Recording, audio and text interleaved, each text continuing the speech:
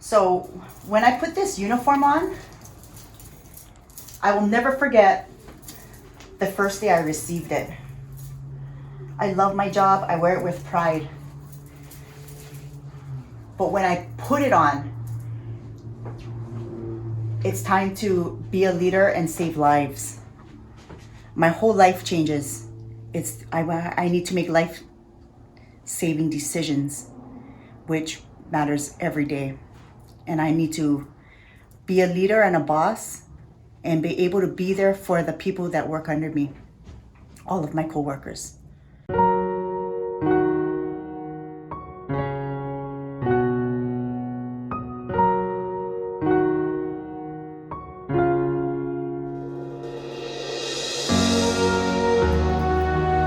Being a captain not only is being the person that everybody asks questions about or to, it's being a role model. It's being someone in society that people can look up to and go to you for help. You're that person. You got to remain calm and be in your world. Whenever we are in a situation, this plastic bubble comes over us and we focus and we do what we do. There's no panic involved.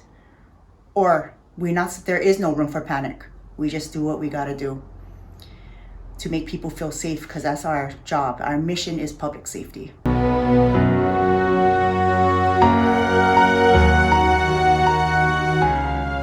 name is Chantelle Pamalia Nani o Kekai Brown, but you can call me Kekai.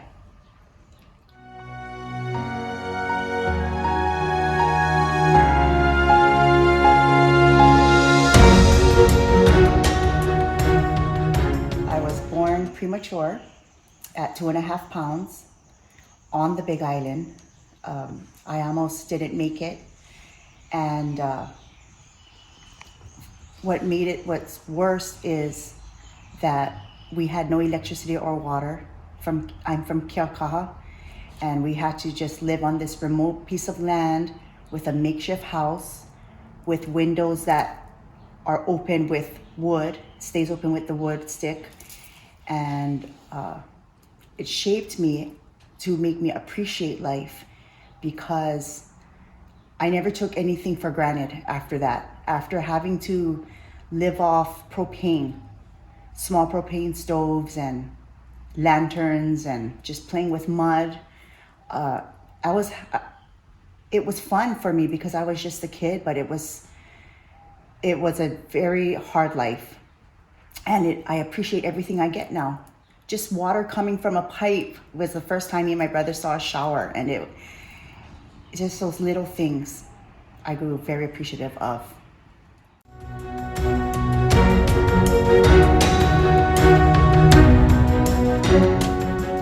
My family, my mom and dad had a lot of challenges. Not only were we small, they had to take care of us, put a roof over our head. They worked very hard. My dad, in the day on the Big Island, he was building rock walls for $20 for the whole day, every day. $20 a day rock wall building, and then at night he would have to drive those tandem semi trucks and trailer them and make deliveries at night. So he never slept, trying to put food on the table. My mom, she stayed home and watched us. Her challenge was to protecting us, because our house was so open. There was no security. She was there to teach us and educate and be there for us while my dad was gone. My family's whole life was a big challenge. My dad always was constantly being challenged. Every time he would get forward, something would just pull him 5 times back, and he would always have to fight. He's like my role model. That is the reason why we moved to Maui, is because of that hard life. We had to leave, and that's when we found our first shower, and played in that for hours. And then he did maintenance around all the sewer plants. My mom and my dad would just weed eat all day and clean around the sewer plants, and then he got his future job as a fireman.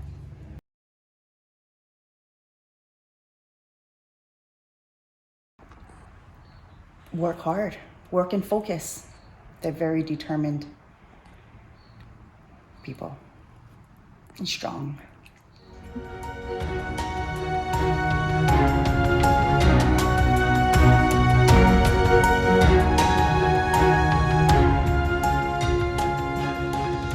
I feel that you can learn something new every day. So learning made me wiser, more educated. All of my activities made me more independent and more fearless to be in front of people and be able to talk and socialize, and just your interaction with people. It made me strong and confident to work with others and with everyone and just know myself and know my being. It made me that kind of person.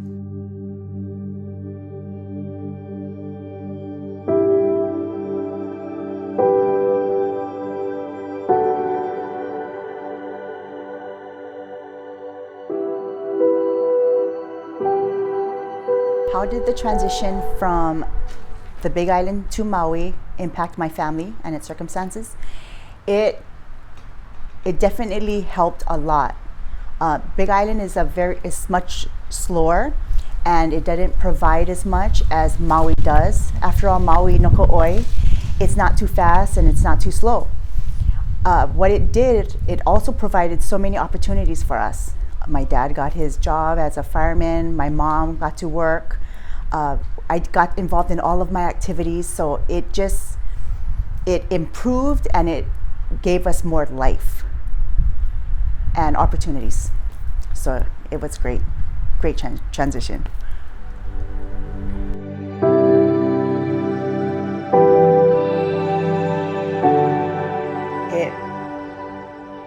It was when I became part of ocean safety. That was my moment, because we were already trained, and my job was to save lives. So that was my mission. I mean, not only to save lives, but to become someone that people can look up to. And my thing was to always try and make a difference with the people I work with and with the public. That was my moment. That's why I'm still working till this day, from 1996. So that was the time. Yes. Yeah.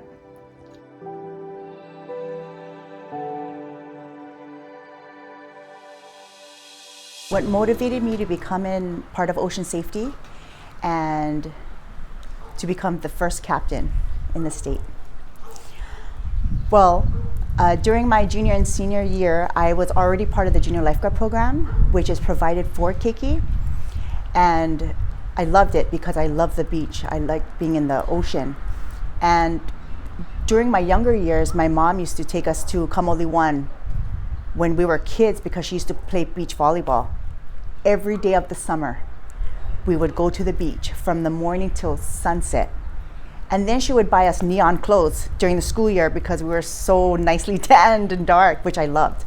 But from then on, from being a junior lifeguard program, I wasn't ready to go to college. So my dad told me to start swimming. So I backyard swam and trained to become a pool guard, and I got applied to become a County of Maui pool guard. That was a couple months right after I graduated. I graduated in May. My birthday was in July, to become 18 to be hired for the county. And then I got hired in October as a pool guard. I really wanted to go to the ocean, and there was opportunities and an opening. So 2 years later, I got promoted and I went to ocean safety. And I loved it because we got to help people and of course the ocean. From then on, I worked all the way until 2013. There was an opening to become a captain, and I applied. And it made me the first in the state as a female. I'm still working to this day as a captain. I've been a captain for 10 years, and it's my 27th year in the County of Maui.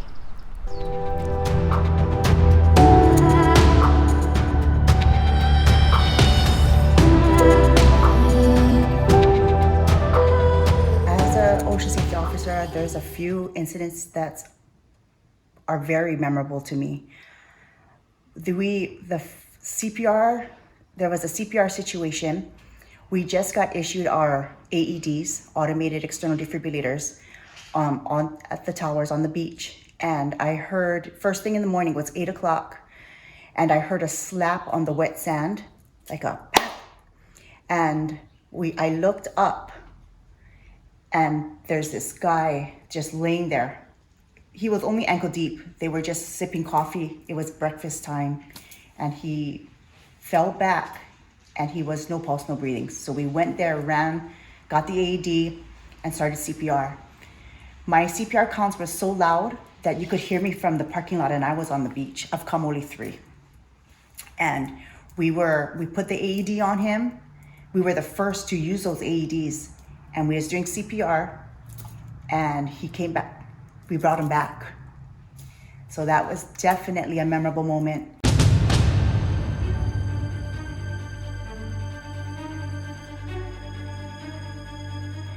My second moment was more of excitement. We closed the beaches because we had a confirmed shark sighting of an 18-foot tiger shark. So while we're closing the beaches 1 mile in each direction, there's all these snorkelers from that was around McKenna Landing, because that's the area where we were. And there was 3 generations snorkeling.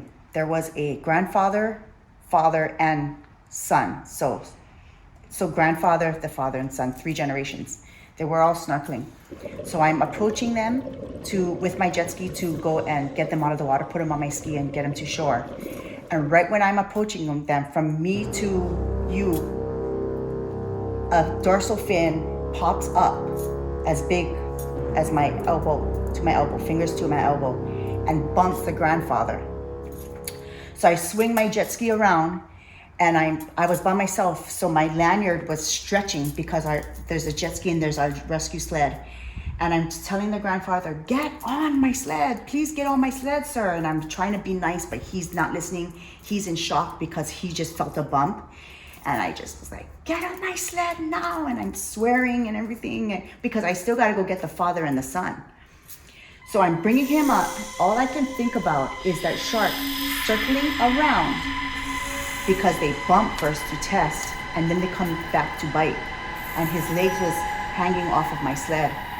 And I was just waiting for it to come and just chomp, but it didn't. I got him on, went to his son and his grandson, got them all on my sled while I'm doing circles and air to get the air bubbles and try to distract the shark, and got them to shore. But it was 3 of them. It felt like forever, but it was just in minutes. And that was my second. That was another memorable moment of my life, my career.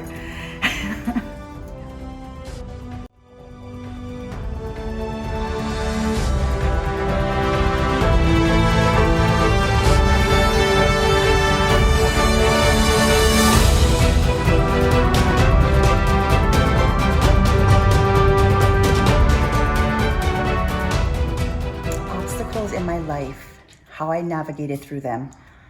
Let's see. Well, I go right through them.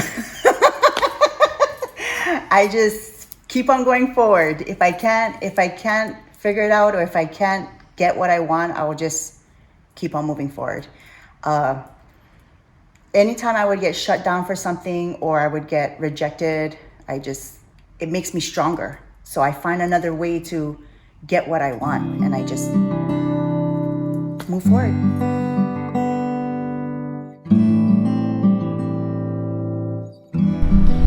The significance as my role as a training captain. Well, whenever I get involved in something, I don't keep it simple. I'm always going above and beyond and trying to make it better. And when I was the role of a training captain, I had many responsibilities and I had a lot of tasks to complete. So my role would be to recertify all of our employees for the County of Maui in all of our trainings. And at that time we had 60 employees, and we had multiple trainings that we had to keep up every year as certifications. So every time I did a training, let's say if we did CPR recertification, which I taught every class, I would have to teach it 13 times to get through the whole staff. So I would schedule CPR. And then I would have to do USLA training, which is another certificate we need that consists of 3 days. So 13 times every day, go through all of that, so that training would last the whole calendar year. But in between all of my recertifications and trainings, there are community events, because all of the schools and all of the the public and private schools want me to do presentations for ocean education. And I hit every school. I never did turn anyone down. From preschoolers all the way up to seniors, to career day. And then I would have to coordinate the junior lifeguard program for Maui County, which is Maui, Lanai, and Molokai, and Hana. Get all the shirts, do all the certificates, plan all the sessions, get all the kids, teach them their swimming, do their swimming test before they get into the program. Then, while that's in the summer, do all my community events, recertify everyone, and then we would have rescue ski trainings, so our guys can operate our rescue ski to go and respond, which I would teach. And that would be it's a 2-week program. And then when people are hired, I would teach the recruit classes, and also do what else? The fair. When we had the Maui fair, I would have to schedule all of that. Everything was, I was the paper person, the office person, the instructor, the outside guy. That was basically my role. I was busy every second, every day, and everything was different all the time. That was my role as the training captain. I did everything for 5 years. And then during my last year as the training, I got a lieutenant, but then I transferred back to the South District and became frontline again. What is my side job? I actually teach lifeguarding classes and CPR and first aid by the American Red Cross to whoever needs it.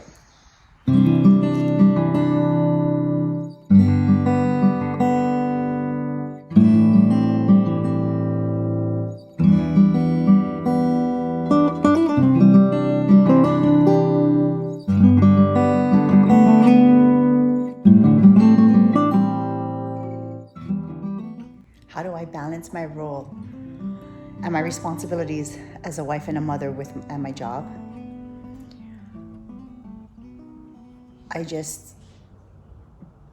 So I have 3 calendars. I have a work calendar, I have my side business calendar, and I have my personal calendar. And I plan everything way beforehand, so I am prepared and everything just works out smoothly. Because my job was so busy and there was always different things to do in it and plans, since I was making the calendar, I would just make room. My kids and my family come first. So I would balance them out and then work around my job after they're taken care of. So that's how my kids, they're so busy in sports and activities and going to school and feeding them and making dinner, and then there's my husband. We can't forget about him. Anyway, I just pre-plan months ahead of time, so everything just works out.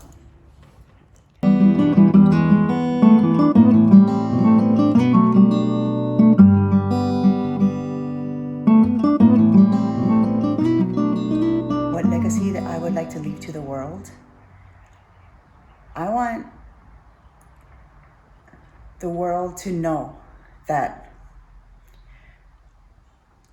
I never left anyone behind, that I'm never above or below you. I will always be by your side, and I'll walk with you. You would always have my support for everything, especially my children. I am there for you. And we're going to make it happen no matter what you want to do. I just want the world to know that I'm in a place where I have a big heart. My heart is big.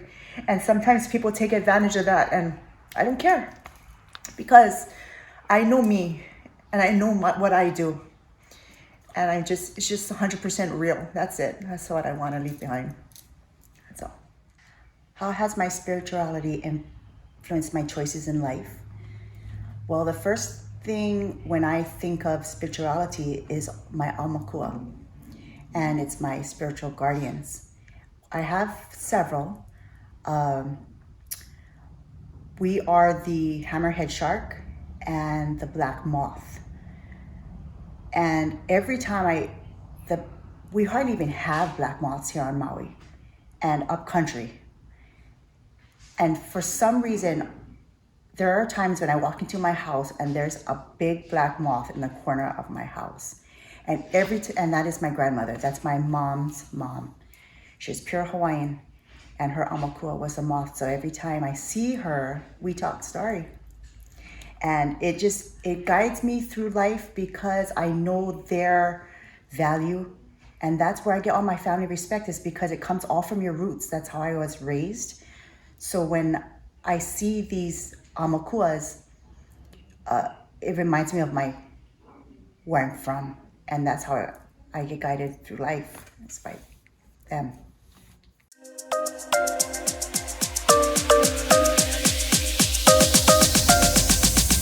One of my core values would be honesty. If I'm straight up with you, you better be straight up with me. I mean, point blank. And trust. My job has so much to do with trust, because what we do is we're in hazardous conditions and in places people don't want to be. I need to trust you to work with you. I need to trust you to save a life. I need to trust you to live with you. I need to trust you to anything. So, core values, trust and honesty. How do I prioritize self-care in my life? When I can. No, just kidding. Actually, there's times when I know I need a massage, so I would just do it. I would just move everything out of the way and I would make that appointment. It would be once every blue moon, but I know that if I'm not good with myself, how am I going to be good with everybody else? So yeah, once or twice I'll do that massage, but I just kind of push it in there. I don't really prioritize it as like a number one priority. What makes me feel beautiful? What makes me feel beautiful is the fact that I have not only women, but a lot of younger keiki or children that look up to me. That makes me feel beautiful. I'd like to know that I'm an inspiration for them, and whatever they put their mind to, they can do. That's what makes me feel beautiful. My advice that I would give to girls and women that look like me here in Hawaii is to never feel less.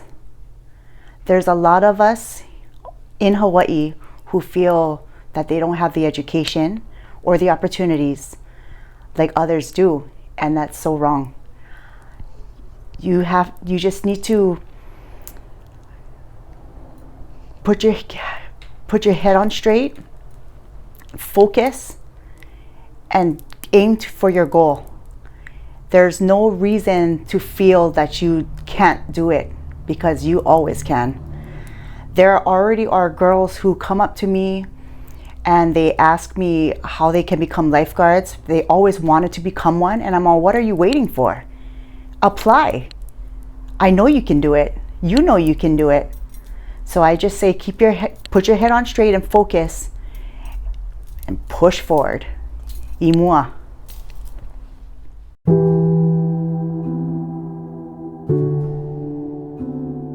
So the Maui fires. This happened on August 8th, 2023. I will always remember this date because August is 808. 808 is our area code. On this day, there was tragic moments.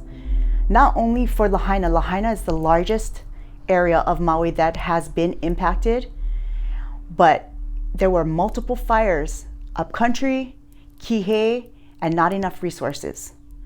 We lost 1/3 of Maui. We lost a town. We lost a town that I used to go to every weekend because it felt like we were on another island. We lost history. We lost people, lives, friends, family, homes. It was just devastating. For my job on the south side, there's nothing much that we could do but watch our beaches because there was no place for anyone to go. So they would all come to Kihei or other parts of the island. I was just there for the people who lost their homes that we knew. There were firefighters, lifeguards, they all lost their homes. Luckily, they never lost their lives. They were trapped, they thought they were gonna die. It's just major. I only could be there for support. I only could give what we all could give. The South District got together and we just gave all of our donations of whatever we could to the families that have lost everything. As my home and with my family and for family, they have been impacted so much, it hurts. I cried for a very long time. Every time I think about it, every time I see it on the TV, it's a long-lasting impact of my life. This is our home and it's gone. And it's going to take so long to rebuild and to get back what we've gotten. Some things we won't even get back. But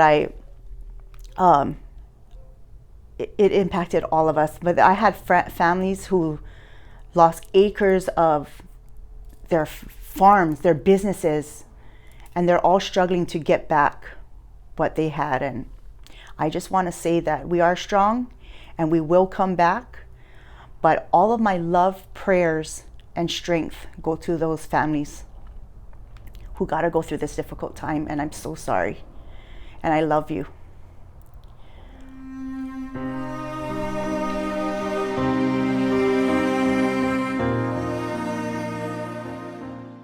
I really wanna know what makes you feel beautiful, what makes your world go round when no one is around. Let's talk about our dreams to get us there collectively. Connect with that divinity. All women have this gift, you see, to put yourself first. You come into this life with words.